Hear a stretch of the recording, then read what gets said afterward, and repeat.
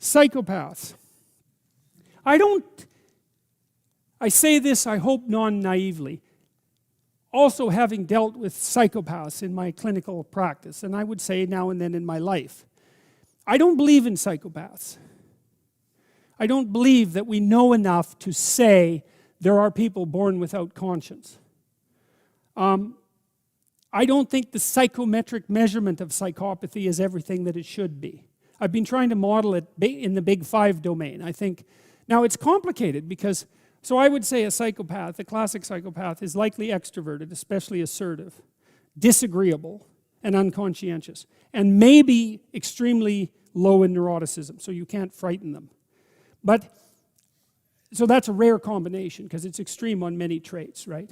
But that, I don't believe that that means that someone with that personality configuration is doomed from birth to a pathological existence, because there's things about psychopathy that the classifiers, those who claim, like Cleckley, that the psychopath is born in some sense, can't explain. It's like, well, what about the cruelty? There seems to be a motive there, you know. They're passionless and they lack emotion. Well, why are they cruel then? For entertainment? Well, but then you have to explain the entertainment motivation. Like, there's a failure in some sense with the classic psychopathy theorists to come to grips with the problem of malevolence. It's skirted over, and you can't do that if you're talking about psychopathy. It's like malevolence is the bloody issue here. And so the other issue with the psychopath is that he's irredeemable, right? That's the idea. I don't think we know enough to make such claims. Now, and that doesn't, I know the psychopathy literature quite well, and I have great respect for the primary researchers in the field. I want to make that perfectly clear.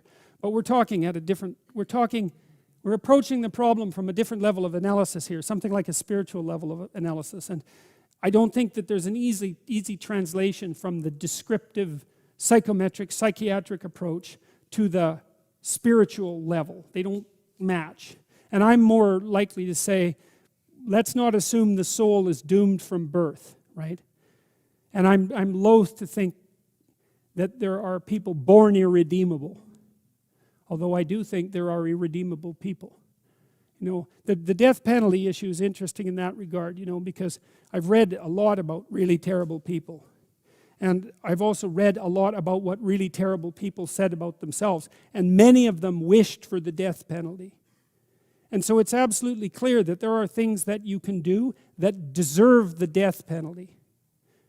But that doesn't mean that the state should have the right to impose it. That's a different question. So, yeah.